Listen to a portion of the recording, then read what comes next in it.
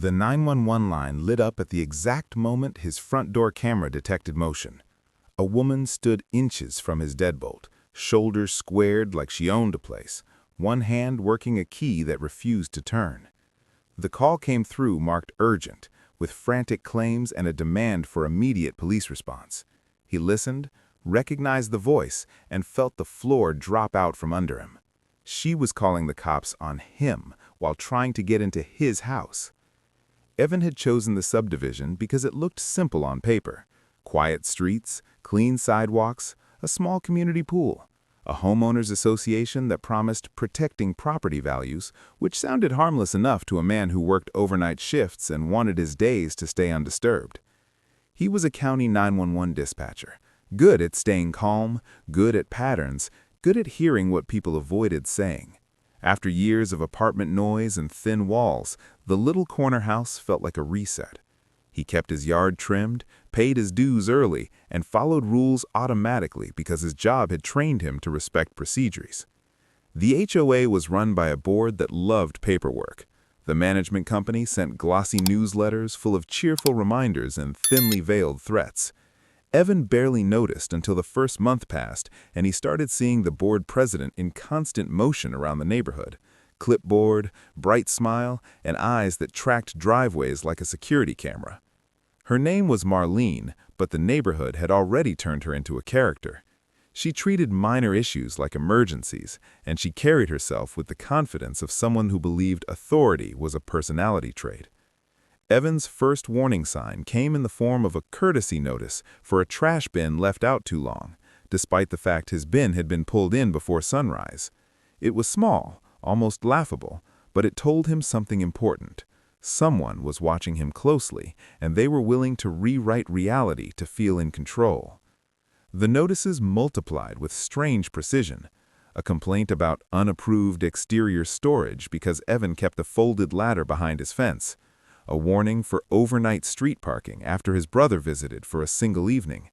A threat of fines for lawn inconsistency during a week of heavy rain when half the neighborhood looked the same. Evan responded the way he handled crisis calls, calm, documented, and hard to shake.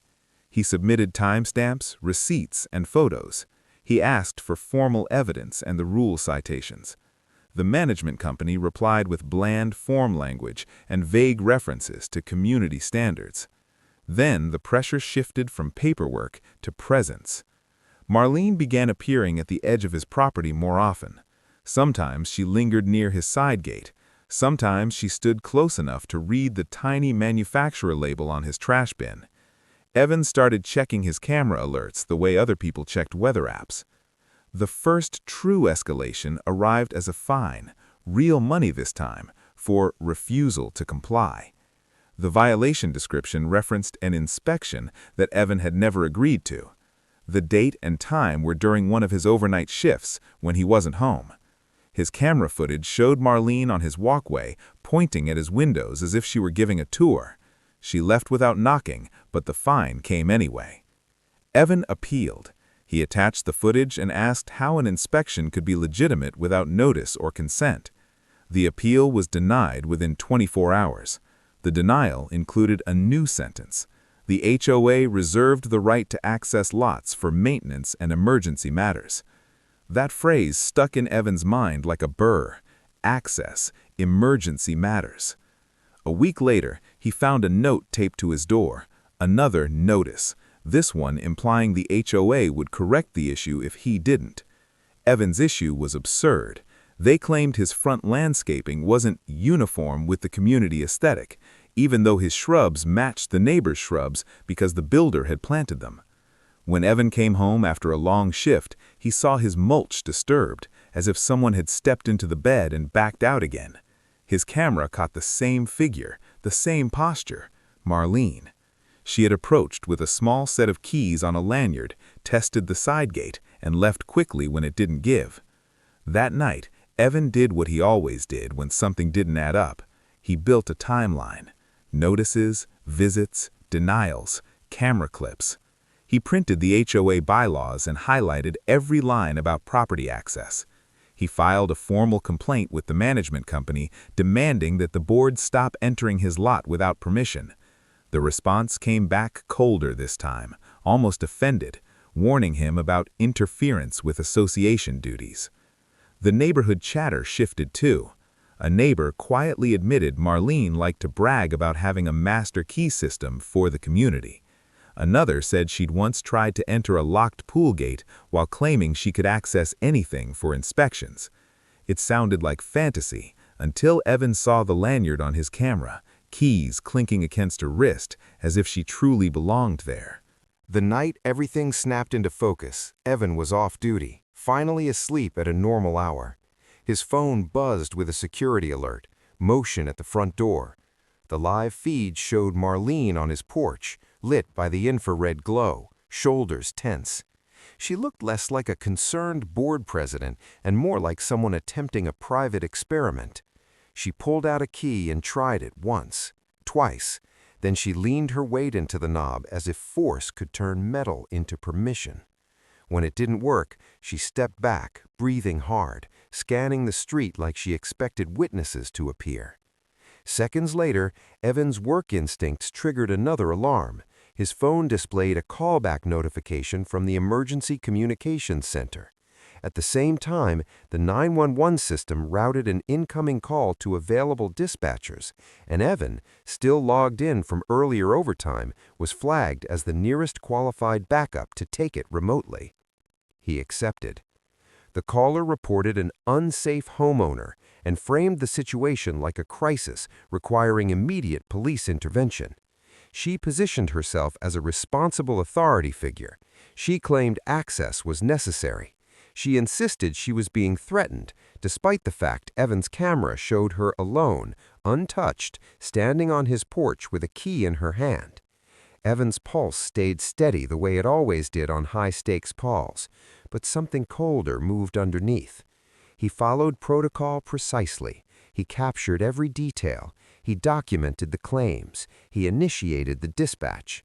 And without breaking procedure, he also created the cleanest evidence package of his life, a time-synced sequence of the 911 recording, the CAD timestamps, and the doorbell video showing her attempting entry before the call ever began.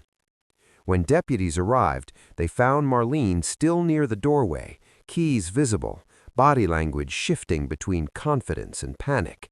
Her story began to buckle under simple questions and the undeniable reality of recorded footage. The power dynamic flipped in minutes. The person who had weaponized authority for months was suddenly just a resident on someone else's porch, holding a key that didn't belong to her, after making an emergency call that the evidence contradicted. By sunrise, Evan had filed a formal incident report, preserved the recordings, and requested an investigation for trespassing and false reporting. The HOA conflict had finally reached the one arena Marlene couldn't control with newsletters and fines. Documented fact. The aftermath moved faster than the months of harassment ever had. The sheriff's office treated the case seriously because the evidence was clean and the misuse of emergency services was blatant. The 911 recording didn't just exist, it aligned perfectly with video showing the attempted entry first, then the call designed to justify it after the key failed. Marlene's status in the neighborhood evaporated.